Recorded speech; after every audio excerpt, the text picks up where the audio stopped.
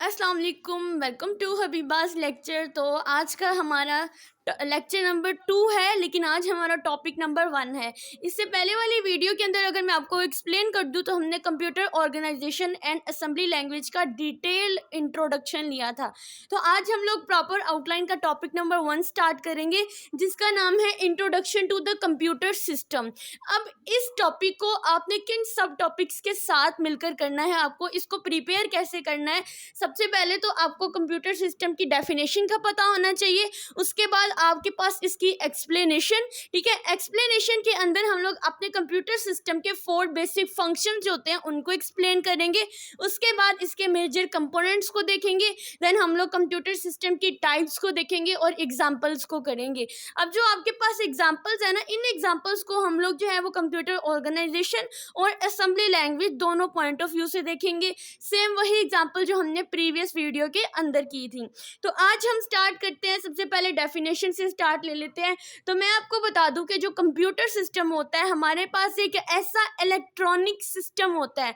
अब ये बात बच्चे जो होते हैं, जो बिल्कुल बिगनर होते हैं, जिनको इनकी प्रॉपर डेफिनेशन याद नहीं करनी आती है, तो आपको मैं बता दूं कि कंप्यूटर सिस्टम, क्योंकि आपको पता है कि कंप्यूटर जो होता है इलेक्ट्रॉनिक सिस्टम होता है। जो चीज़ें बिजली से चलने वाली होती हैं उनको हम लोग इलेक्ट्रॉनिक सिस्टम कहते हैं। तो हमारे पास भी कंप्यूटर सिस्टम एक इलेक्ट्रॉनिक सिस्टम होता है, जो क्या करता है कि इनपुट डाटा को रिसीव करता है। अब आप सोचेंगे इनपुट डाटा क्या होता है। देखिए, मान लें कि ये आपके पास जो है ना आपका कंप्यूटर है, ठीक है, ये आपका कीबोर्ड है और ये आपका माउस है जो भी आपके इसके साथ कनेक्टेड है, और ये आपका पूरा सीपीयू यानी वो जो कंट्रोल यूनिट होता है वो। अब ये देखिए, अभी कंप्यूटर आपका ऑन हो रहा है, ठीक है, अभी आपने इसको कोई इनपुट नहीं दिया है। आपको वो कहता है कि पासवर्ड लगाओ कंप्यूटर को। अब जब आप इसको पासवर्ड लगाएंगे, समझिए ये आपका कंप्यूटर है, आपका लैपटॉप, कोई भी इलेक्ट्रॉनिक सिस्टम जो होता है जो इससे रिलेटेड होता है वो आपका कंप्यूटर सिस्टम होता है। अब आपने ये जो कीबोर्ड है, कीबोर्ड का यूज करते हुए आपने पासवर्ड टाइप किया।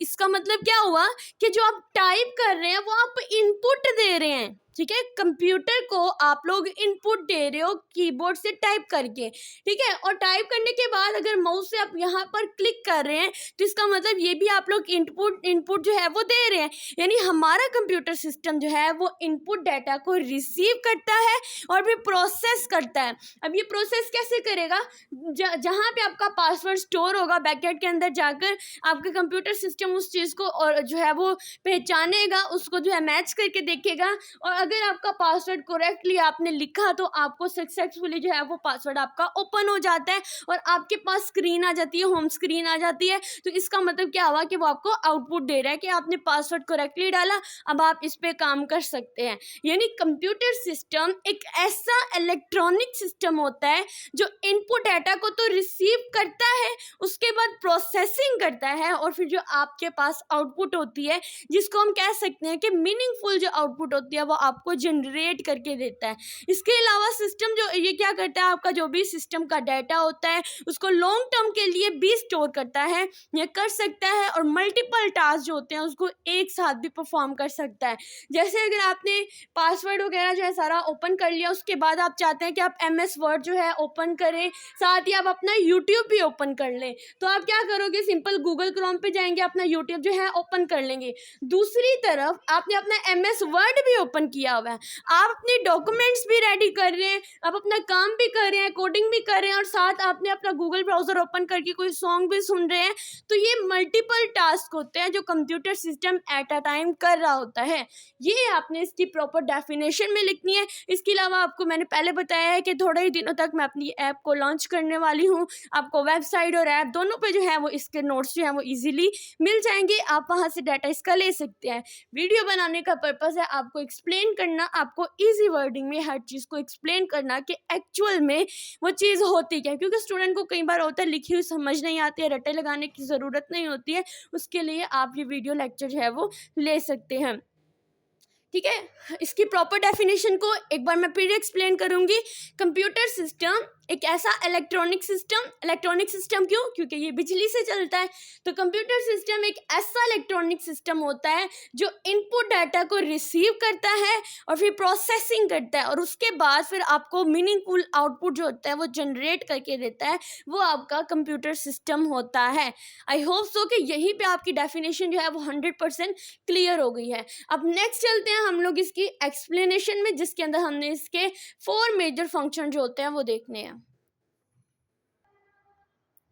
अब अगर इसकी एक्सप्लेनेशन की बात की जाए तो मैंने आपको बताया है कि इसके अंदर 4 बेसिक फंक्शंस होते हैं।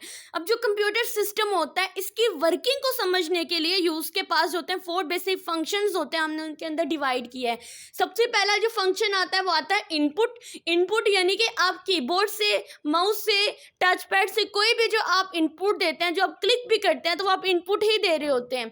यानी इनपुट का मतलब होता है कि यूज़र या जो एक्सटर्नल डिवाइसेस से जो डाटा रिसीव करना होता है हमारे कंप्यूटर ने, कीबोर्ड के थ्रू, माउस के थ्रू, माइक्रोफोन के थ्रू, जो भी आपके पास इनपुट डिवाइसेस होते हैं उनसे जो भी इनपुट देते हैं वो आपका पहला फंक्शन होता है इनपुट देना, और कंप्यूटर उस इनपुट को रिसीव करता है, जो भी इनपुट डाटा होता है उसको वो रिसीव करता है। ये आपका पहला होता है। उसके बाद सेकंड होता है प्रोसेसिंग। अब प्रोसेसिंग जो होती है वो आपका एक सीपीयू होता है, उसके थ्रू आपकी प्रोसेसिंग होती है। ठीक है, आपका एक सेंट्रल प्रोसेसिंग यूनिट होता है, आपके कंप्यूटर सिस्टम का एक ब्रेन होता है। जैसे देखो, अगर हमने कोई चीज़ खाई है, सिंपल इंसान की एग्जांपल ले लेते हैं, इंसान ने कोई चीज़ खाई है, उसने अपने अंदर इनपुट लिया ना, तो उसकी प्रोसेसिंग हमारे दिमाग में होगी। हमारे दिमाग ने उसको समझ के बताना है कि ये चीज़ जो हमने खाई है वो आखिर है क्या है। जो भी हमारे फंक्शन होते हैं, मेन चीज़ प्रोसेसिंग होती है और वो हमारे दिमाग में होती है। बिल्कुल इनपुट हमने अपने इनपुट डिवाइसेस से दी, कंप्यूटर का जो प्रोसेसर होता है, जो सीपीयू होता है, जो ब्रेन होता है, उसने उसके थ्रू जो है वो प्रोसेसिंग की। ठीक है, जैसे कि डाटा को मैनिपुलेट करना, कैलकुलेट करना, उनकी लॉजिक या डिसीजन मेकिंग सब कुछ करना, वो आपकी प्रोसेसिंग का काम होता है। ठीक है, उसके बाद जो प्रोसेसिंग कंप्लीट होने के बाद यहाँ पर आपको स्क्रीन पे जो चीज़ नज़र आती है वो आपकी आउटपुट होती है। ठीक है, प्रोसेस डाटा को हम लोग क्या कहते हैं? आउटपुट कहते हैं। देखिए, पहले इनपुट डाटा रिसीव किया, फिर उस डाटा की प्रोसेसिंग हुई, और जिस डाटा की प्रोसेसिंग हो जाती है उसको हम प्रोसेस डाटा कहते हैं, और उस प्रोसेस डाटा को हम लोग क्या बोलते हैं? आपकी आउटपुट होती है। जैसे कि अगर आपने अपने क्लिक किया है गूगल के ऊपर और आपने उसको बोला मुझे तुम यूट्यूब ओपन करके दो, आपने कीबोर्ड से लिखा youtube.com, अब उसकी प्रोसेसिंग हुई है, सर्चिंग हो रही है, हर चीज़ हो रही है, उसने आपके सामने यूट्यूब ओपन करके दिया, आपको वो यूट्यूब शो हो रहा है, तो वो जो शो हो रही है चीज़ जो आपके स्क्रीन पे नज़र आती है वो आपकी आउटपुट होती है। ठीक है, आई होप सो कि आप इसको इजीली अंडरस्टैंड कर रहे होंगे। उसके बाद डाटा को टेम्पररी या परमानेंटली तौर पे अगर आपको सेव कराना है अपनी रैम के अंदर, अपनी हार्ड डिस्क के अंदर, एसएसडी के अंदर, यूएसबी के अंदर, तो उस सिस्टम को हम बोलते हैं स्टोरेज। स्टोरेज का वर्ड निकला है स्टोर से, यानी कि स्टोर करना, चीज़ों को डिफरेंट लोकेशंस पे आप स्टोर करा सकते हैं, और ये आपके बेसिक फंक्शंस होते हैं आपके कंप्यूटर सिस्टम के। उसके बाद हम देखते हैं इसके मेजर कंपोनेंट्स कौन कौन से हैं। अगर हम लोग कंपोनेंट की बात करते हैं तो हमारे पास हमारे कंप्यूटर सिस्टम के मेजरली अगर हम बात करते हैं तो बहुत सारे कंपोनेंट होते हैं, और इसको हम लोग 2 कैटेगरीज के अंदर, 2 पार्ट्स के अंदर डिवाइड करते हैं। अब वो पार्ट क्या होता है? एक आपका हार्डवेयर होता है, एक आपका सॉफ्टवेयर होता है। अगर हार्डवेयर की बात करें तो इसमें आपका सीपीयू आ जाता है, आपकी मेमोरी आ जाती है, आपकी इनपुट डिवाइसेस आ जाती हैं, आपके आउटपुट डिवाइसेस। यानी हार्डवेयर का मतलब होता है वो चीज़ें जिनको आप टच कर सकते हैं। मेमोरी होती है, आप अपने सिस्टम को खोल के उसकी मेमोरी को टच भी कर सकते हैं। सीपीयू होता है, उसको भी हम अंदर से निकाल सकते हैं। रैम होती है मेमोरी के अंदर, वो भी आप लोग टच कर सकते हैं। इसके अलावा सॉफ्टवेयर वो चीज़ें होती हैं जिनको आप टच नहीं कर सकते हैं, वो आपके सिस्टम के अंदर होती हैं। अब वो 2 तरह के होते हैं, एक होता है आपका सिस्टम सॉफ्टवेयर, एक होता है एप्लीकेशन सॉफ्टवेयर। अब देखो, जब आप अपना लैपटॉप लेके आते हैं, अपना कंप्यूटर लेके आते हैं, तो आप उसके ऊपर तब तक काम नहीं करोगे जब तक उसके ऊपर विंडो इंस्टॉल नहीं हुई होगी। ऐसा ही होता है ना, जब तक उसके ऊपर कोई ऑपरेटिंग ऑपरेटिंग सिस्टम इंस्टॉल नहीं हुआ होगा आप काम नहीं करोगे। तो वो जो विंडो आप कहते हैं ना कि विंडो उड़ गई है, विंडो हमने करवानी है, तो वो चीज़ होती है आपकी सिस्टम सॉफ्टवेयर में, ठीक है। और इसके अलावा उस सिस्टम सॉफ्टवेयर के ऊपर, उस विंडो के ऊपर जो आप जैसे गेम्स खेल रहे होते हैं, आप गूगल ओपन कर रहे होते हैं, आप डिफरेंट किस्म की MS वर्ड ओपन कर रहे होते हैं, एक्सेल पावर पॉइंट कुछ भी ओपन कर रहे होते हैं, वो आपकी एप्लीकेशन सॉफ्टवेयर होती है। यानी सिस्टम सॉफ्टवेयर होता है जो आपकी विंडो होती है, जो आपके ऑपरेटिंग सिस्टम होते हैं, इनके ऊपर जो एप्लीकेशन आप यूज़ कर रहे होते हैं, इंस्टॉल कर रहे होते हैं, वो आपका एप्लीकेशन सॉफ्टवेयर होता है। इसी तरह अगर हम लोग हार्डवेयर की बात करते हैं, मैंने आपको बताया इसमें सबसे पहले आता है आपका CPU। अब CPU जैसे मैंने आपको पहले भी बताया कि आपके पास सेंट्रल प्रोसेसिंग यूनिट होता है, आपके कंप्यूटर का ब्रेन होता है, कोई भी प्रोसेसिंग होती है आपके इनपुट डाटा की, वो आपके CPU के पास होती है। अब CPU जो होता है ना, इसके अंदर दो मेन होती हैं, 2 से 3 मेन कंपोनेंट होते हैं।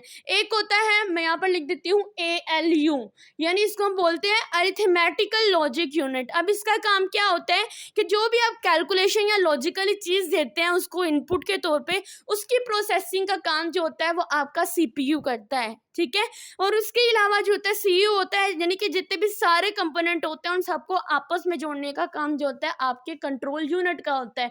अब अक्सर जो होती है आपके कंप्यूटर सिस्टम के साथ एक अलग से इस तरह का बॉक्स बना होता है, जिसके साथ सारी वायर जो होती हैं कनेक्ट करनी पड़ती हैं, और हम कह देते हैं कि वो हमारा CPU है। एक्चुअल में CPU एक इतना सा कोई प्रोसेसर टाइप चिप होती है, लेकिन जो असल में जो होता है आपके पास वो बॉक्स टाइप, जिसके अंदर सारी वायर्स आप कनेक्ट करते हैं, डाटा केबल लगाते हैं, हर चीज़, उसको हम बोलते हैं कंट्रोल यूनिट। वो क्या करता है, जितने भी आपके सारे कंपोनेंट्स होते हैं उनको कोऑर्डिनेट करके रखता है, उनको आपस में जोड़ के रखता है एक ही बॉक्स के अंदर, वो आपका कंट्रोल यूनिट होता है। उसके बाद रजिस्टर्ड होते हैं। अगर हम असेंबली लैंग्वेज के केस में बात करें तो आपके जो रजिस्टर्ड होते हैं वो बहुत इंपॉर्टेंट होते हैं।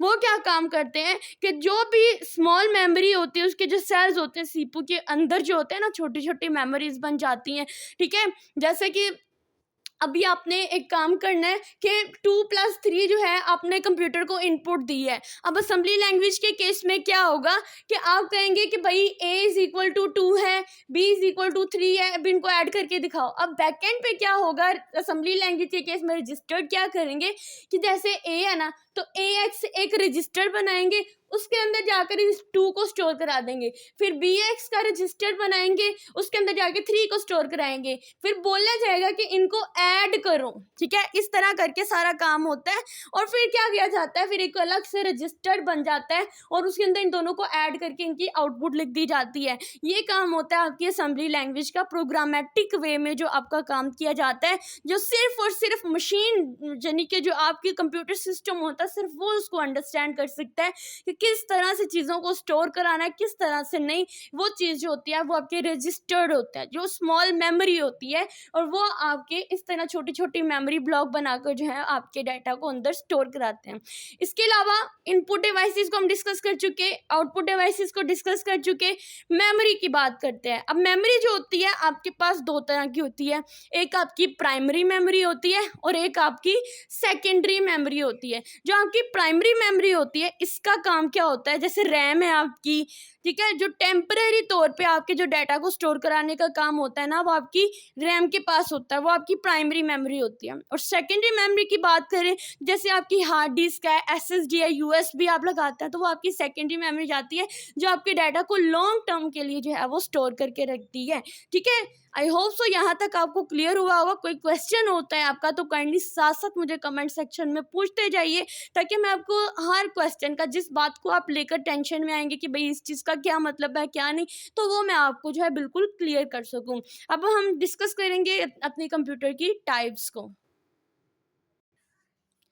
अब अगर हम लोग टाइप्स ऑफ कंप्यूटर सिस्टम की बात करें तो इसके अंदर मेनली 5 टाइप्स आ जाती हैं, जिनमें आपका सुपर कंप्यूटर होता है, आपका मेन फ्रेम कंप्यूटर होता है, आपका माइक्रो कंप्यूटर होता है, आपका मिनी कंप्यूटर होता है, एंड आपका एम्बेडेड सिस्टम होता है। अगर सुपर कंप्यूटर की बात की जाए तो सुपर कंप्यूटर का मतलब होता है एक्सट्रीमली पावरफुल, यानी आपने देखा होगा कि वेदर फोरकास्टिंग के अंदर वो बड़े बड़े सी मशीनें लगी होती हैं, ठीक है। इसके अलावा आपके बहुत से रिसर्च जो केसेस होते हैं उनमें भी बड़ी बड़ी मशीनें लगी होती हैं, तो वो जो लार्ज आपके पास सिस्टम होता है वो आपके सुपर कंप्यूटर होते हैं, ठीक है, एक्सट्रीमली लार्ज होते हैं। और इसके अलावा अगर मेन फ्रेम कंप्यूटर की बात की जाती है तो जो आपकी ऑर्गेनाइजेशन होती है, स्पेशली जो बैंकिंग सिस्टम होता है, ठीक है, जहाँ पे अपने अपने डाटा को ह्यूज ट्रांजिशन होती है, क्योंकि उसके अंदर ये होता है ना कि आपका डाटा जो होता है, कोई कोई पैसा सेंड कर रहा है, कोई किसी बैंक से डाटा सेंड कर रहा है, तो वो जो बैंकिंग सिस्टम के अंदर आपके ह्यूज और एक्सट्रीमली लार्ज जो कंप्यूटर यूज किए जाते हैं वो आपके मेन फ्रेम कंप्यूटर्स होते हैं, ठीक है। उसके अलावा हम लोग माइक्रो कंप्यूटर्स की बात करेंगे, तो माइक्रो कंप्यूटर जो होते हैं आपके मतलब थोड़े पर्सनल कंप्यूटर्स होते हैं, जैसे आपके घरों में आपका कंप्यूटर हो गया, इसके अलावा आपका जो लैपटॉप हो गया वो आपका इसी में आ जाता है। उसके अलावा अगर हम लोग मिनी कंप्यूटर की बात करते हैं तो मिनी कंप्यूटर में हम लोग, आपने देखा आजकल स्मार्ट जो है वो लैपटॉप आ गए हुए हैं, बहुत छोटे टाइप के होते हैं, उनको आप इजीली कहीं भी लेके जा सकते हैं, अपने छोटे से बैग के अंदर डालकर भी आप उसको लेके जा सकते हैं, ठीक है, जैसे आपका मोबाइल फ़ोन भी होता है, ये सारी चीज़ें इनमें आ जाती हैं। उसके बाद एक होता है एम्बेडेड सिस्टम। अब एम्बेडेड सिस्टम जो होता है, जैसे कि आपके मोबाइल फ़ोन में छोटी छोटी कंप्यूटिंग यूनिट्स भी आगे हुए हैं, कार्स, वॉशिंग मशीन जो होती हैं, यानी ऐसी मशीन जो होती हैं जो एम्बेडेड होती हैं, ठीक है, जो आपके फ़ोन में इजीली आपको अवेलेबल भी हो जाती हैं, वो सिस्टम आपके एम्बेडेड सिस्टम होते हैं। तो आई होप सो कि ये लेक्चर आप लोगों के लिए हेल्पफुल रहा होगा। इससे रिलेटेड कोई भी क्वेश्चन हो काइंडली मुझे कमेंट सेक्शन में ज़रूर पूछिएगा। मिलते हैं अपनी नेक्स्ट वीडियो में टॉपिक नंबर 2 के साथ। आई होप सो कि आपको जो मैंने एग्जांपल एक्सप्लेन की थी कि इन केस ऑफ आपके जो system unit introduction to computer system था, इसको आपने असेंबली लैंग्वेज में कैसे समझना है, वो रजिस्टर्ड की फॉर्म में डाटा को कैसे छोटी मेमोरी के अंदर जो है वो कन्वर्ट करते हैं। अगर नहीं आपको पता कि मैंने इसको कहाँ एक्सप्लेन किया तो वीडियो दोबारा देखें, आपको ज़रूर समझ आ जाएगी। Hope for the best. मिलते हैं नेक्स्ट वीडियो में, तब तक के लिए अल्लाह हाफिज़।